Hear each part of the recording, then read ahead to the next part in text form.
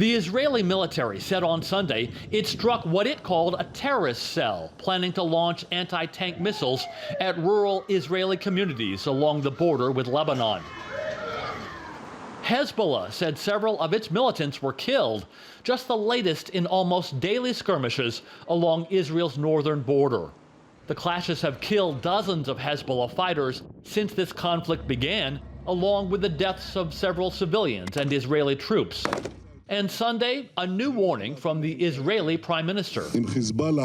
I can't tell you now if Hezbollah decide to fully enter the war. If Hezbollah decides to enter the war, it will be long for the second Lebanon war. They will be making the biggest mistake of their lives, and we will hit them with an unimaginable force. It will mean devastation for them and the state of Lebanon.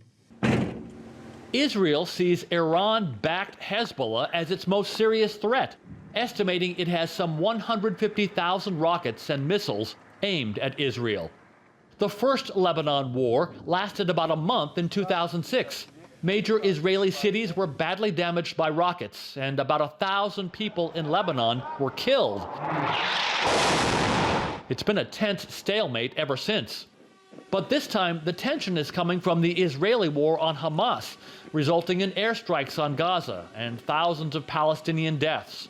And now, a fresh warning from Iran. I would like to warn the United States of America and its regional proxy, the fake regime of Israel, that if they don't immediately halt crime against humanity and ethnic cleansing in Gaza, anything would be possible at any moment and the region will get out of control. On a visit to Israel, a handful of U.S. senators upped the rhetoric as well. We're here today to tell Iran we're watching you. If this war grows, it's coming to your backyard. There won't be two fronts, there'll be three.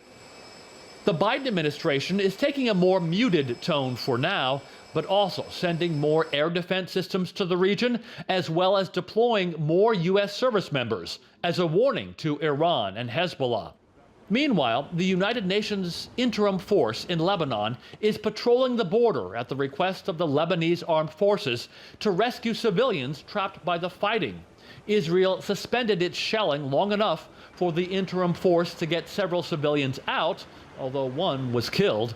And on the Israeli side of that border, some residents continue to sit tight, refusing to evacuate as Israel has urged, instead stocking up on supplies, just hoping for an end to the fighting. Andy Roesgen, TRT World.